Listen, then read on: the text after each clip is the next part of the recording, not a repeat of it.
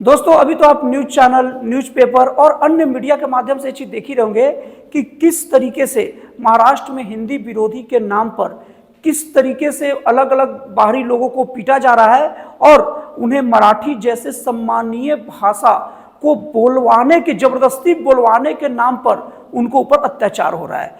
और ये अत्याचार का शुरुआत अभी महाराष्ट्र का MNS, महाराष्ट्र नवनिर्माण सेना के जो प्रमुख राज ठाकरे हैं, उनके उस बयान के बाद आया कि अगर कोई हिंदी ना बोले तो उन्हें एक तमाचा लगा दो। अब ये सब तो अभी हो गया। अब इसके बाद महाराष्ट्र की राजनीति में एक और नई चीज हो रही है कि कई सालों बाद महाराष्ट्र नवनिर्माण सेना के प्रमुख राज ठाकरे और शिवसेना के प्रमुख उद्धव ठाकरे, जो उद्धव ग्रुप के शिवसेना के प्रमुख हैं, आप लोगों को पता ही होगा शिवसेना दो भागों में बंट गया है, तो उद्धव ठाकरे ये दोनों एक साथ मिल रहे हैं। अब मिलने के बाद उद्धव ठाकरे का बयान आता है कि हम लोग जो कर रहे हैं अपने महाराष्ट्र की मतलब सम्मान के लिए बोल रहे हैं और मराठी भाषा के लिए बोल रहे हैं, और अपनी भाषा के लिए बोलना अगर गुंडागर्दी है तो हम गुंडागर्दी कर रहे हैं, हम गुंडे हैं। लेकिन मैं उनको बोलना चाह रहा हूं, फिर आगे वीडियो का शुरुआत करता हूं, कि आपको अगर कोई मराठी का अपमान करता, महाराष्ट्र का अपमान करता, तो अगर आप उनको बोलते ना कुछ तो आपकी बात को सुनी जाती, और कोई व्यक्ति को मराठी जैसे सम्मानीय भाषा जबरदस्ती थोप रहे हैं और नहीं बोलने को उसे पीट रहे हैं, तो निश्चित तौर पर आप गुंडे ही और गुंडेगर्दी ही कर रहे हैं। उसके अलावा तीसरा शब्द आपके लिए बिल्कुल नहीं है। आपको कोई अधिकार नहीं बनता कि महाराष्ट्र को इस तरीके से पूरे विश्व में बदनाम करेंगे। तो ये मैटर पर मैं बात नहीं करूंगा। अभी मैं ये मैटर पर बात करूंगा कि अभी जो राज ठाकरे और उद्धव ठाकरे के मिलने के बाद क्या इन लोगों का फायदा होगा?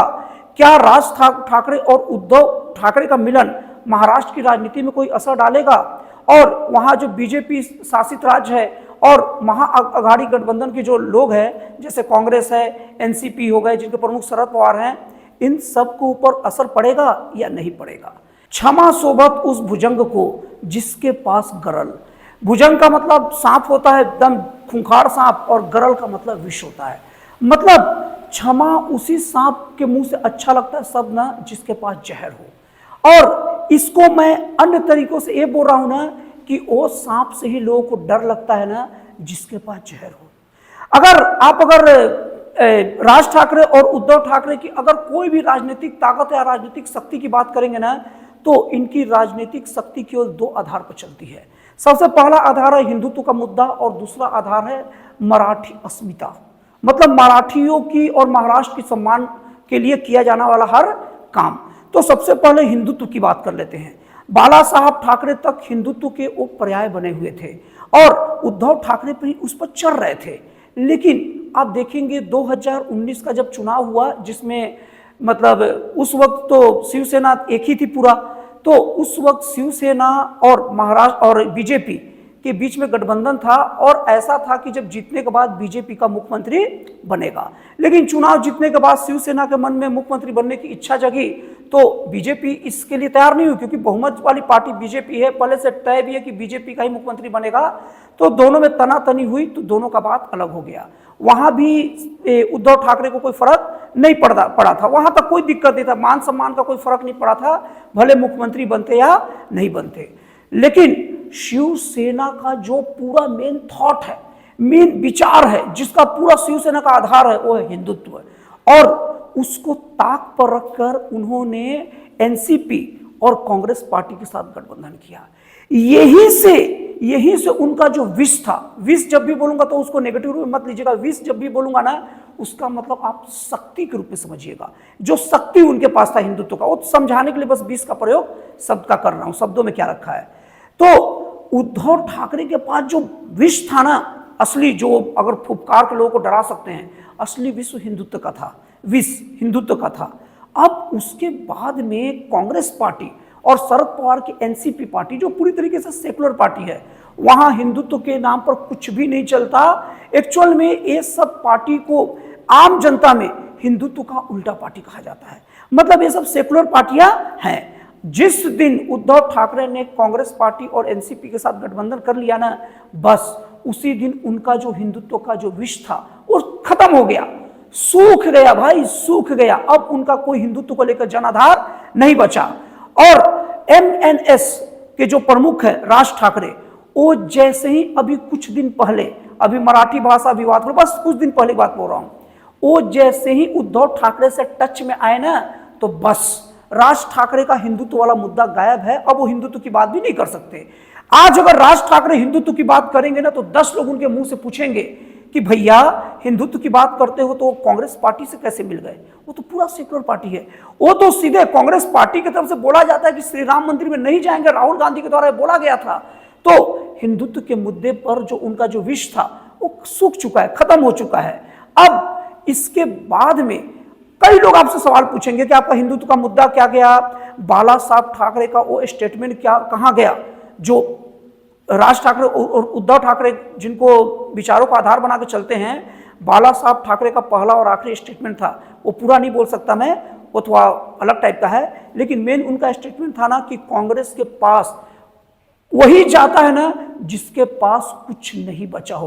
कांग्रेस के पास जाना उनके लिए बहुत ज्यादा शर्मनाक बात थी। तो लोग वो सवाल पूछेंगे जब राज ठाकरे और उद्धव ठाकरे, तो क्या जवाब देंगे? जाहिर सी बात है, या तो चुप्पी साधेंगे, नहीं तो इधर उधर गोलमोल बातें करेंगे। और राजनीति में अगर आपके विचारधारा से संबंधित कोई सवाल पूछा जाए और अगर आप जवाब न दे या गोलमोल जवाब दे, तो उसका वही जवाब समझा जाएगा जो विरोधी बताने की जनता को कोशिश करते हैं। मतलब मैं फाइनली ये कहना चाहता हूं ना कि मतलब राज ठाकरे और उद्धव ठाकरे का हिंदुत्व का जो विष है, हिंदुत्व का जो मैटर पूरा खत्म हो चुका है। अब उनका आधार खत्म हो, शक्ति नहीं बचा।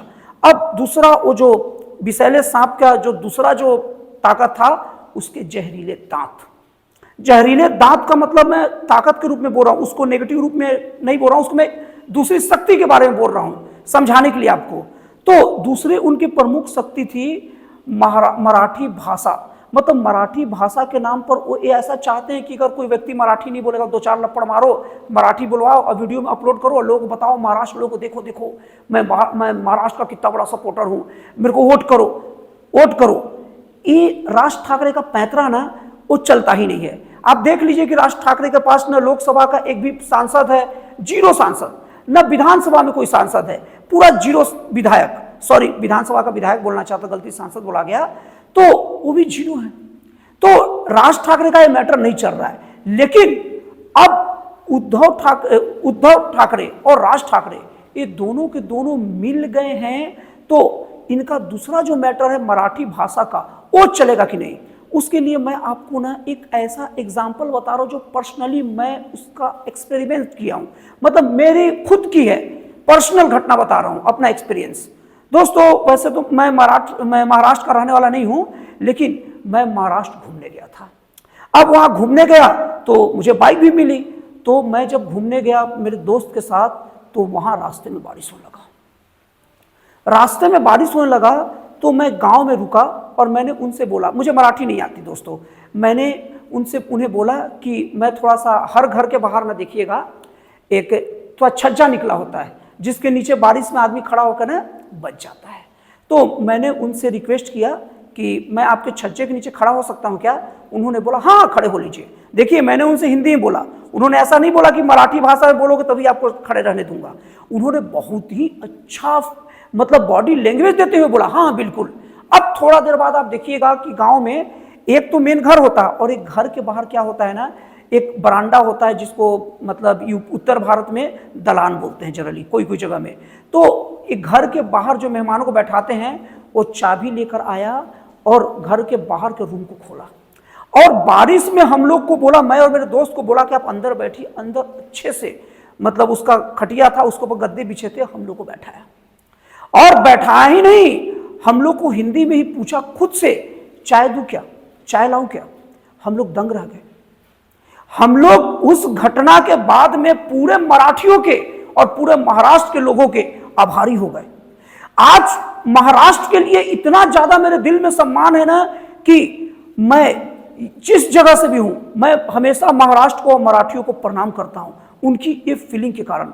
और मैंने पूरा हिंदी भाषा में संवाद किया और उन्होंने हिंदी भाषा में मेरे लिए हिंदी बोल के जवाब दिया। वो मराठी पूरा जानते थे लेकिन मेरे लिए हिंदी भाषा में पूरा जवाब दिया और वो जानते थे ये व्यक्ति हिंदी नहीं बोल रहा है, मराठी मतलब सॉरी ये व्यक्ति मराठी नहीं बोल रहा है, मतलब महाराष्ट्र का नहीं है। उसके बावजूद भी उन्होंने अच्छे से बात किया।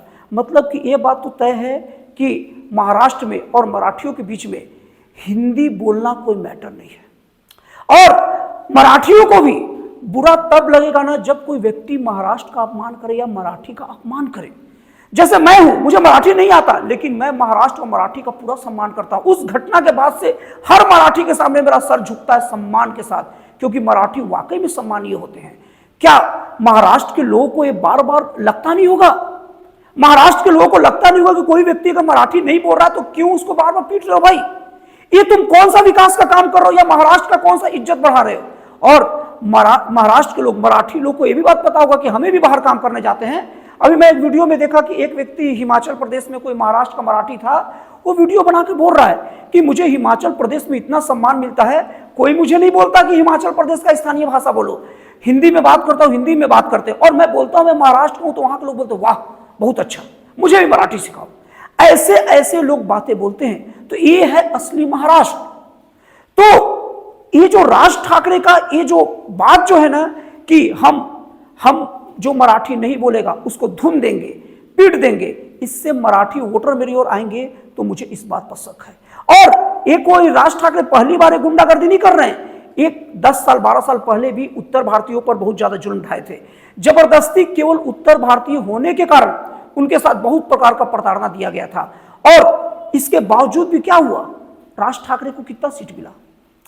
तो ये जो राज ठाकरे और उद्धव ठाकरे जो सपना पाले बैठे हैं ना, जिसको मैं ख्याली पुलाव से ज्यादा कुछ नहीं कह सकता, कि हम दोनों आ गए, अब हम दोनों मिल गए, बाला साहब ठाकरे का विरासत मिल गया। अरे भाई, बाला साहब ठाकरे का आप पूरे विचारधारा को उसी दिन छोड़ दिए थे जिस दिन आप लोगों ने कांग्रेस और एनसीपी के साथ हाथ मिला लिया था। बात खत्म, इसके आगे कोई बात नहीं होती।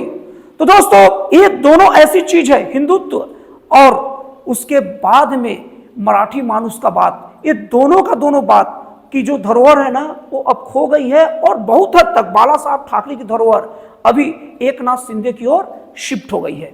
तो दोस्तों, इस तरीके से मैं एनालिसिस के साथ कह सकता हूं कि महाराष्ट्र में राज ठाकरे और बाल ठाकरे को एक साथ होने पर किसी को कोई फर्क नहीं पड़ने वाला। और मैं सरकार से भी कहता हूं, मैं सरकार से खुद सवाल करता हूं, मैं बीजेपी शासित सरकार, मैं फडणवीस से सवाल करता हूं कि क्या नौटंकी लगा के आप रखे हैं?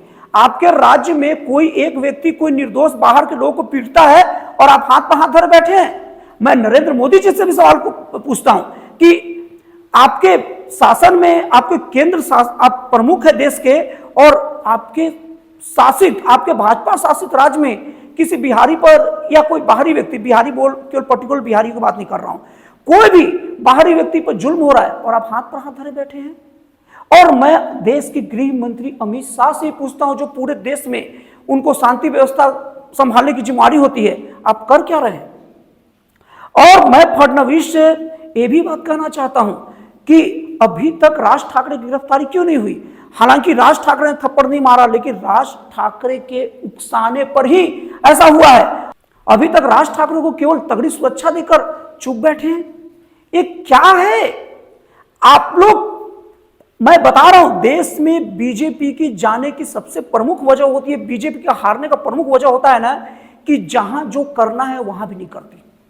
कायदे से लॉ एंड ऑर्डर नहीं मानने के कारण, और किसी भी एक व्यक्ति की गरिमा का हनन के केस में जो किसी का मौलिक अधिकार होता है, तुरंत राज ठाकरे के ऊपर कार्रवाई होना चाहिए। वो अगर छिटपुट को तो पकड़ो, वो सब पेड़ के पत्ते हैं।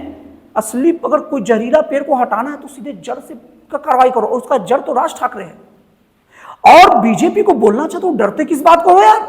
उसके पास कितना सांसद, कितना विधायक है, और विधायक कितना हो, कितना सांसद हो, मुझे नहीं पता। मैं बस इतना जानता हूं कि आप हमारे महाराष्ट्र राज्य के, उस सम्मानित महाराष्ट्र राज्य के मुख्यमंत्री है, जिस राज्य में बाहरी लोगों का कहीं से भी आकर बसने का अधिकार हमारा संविधान हमें देता है, मौलिक अधिकार, ठीक है। और गरिमा का, हमारी इज्जत वैल्यू का अधिकार भी सम्मान देते, हमें संविधान देता है। और आप संवैधानिक पद की शपथ लेकर इन लोगों के मतलब मौलिक अधिकारों की रक्षा से मुंह नहीं मोड़ सकते। ये मैं महाराष्ट्र राज्य के सरकार को भी बोल रहा हूं, और केंद्र सरकार में नरेंद्र मोदी जी को भी बोल रहा हूं, और अमित शाह को भी बोल रहा हूं। तो दोस्तों, आपको एनालिसिस कैसा लगा, विश्लेषण कैसा लगा, कमेंट करके जरूर बताइएगा। तो फिर मिलते हैं अगले वीडियो में एक नए, एक जन कल्याणकारी और एक राष्ट्रवाद से प्रेरित नए विचारों के साथ।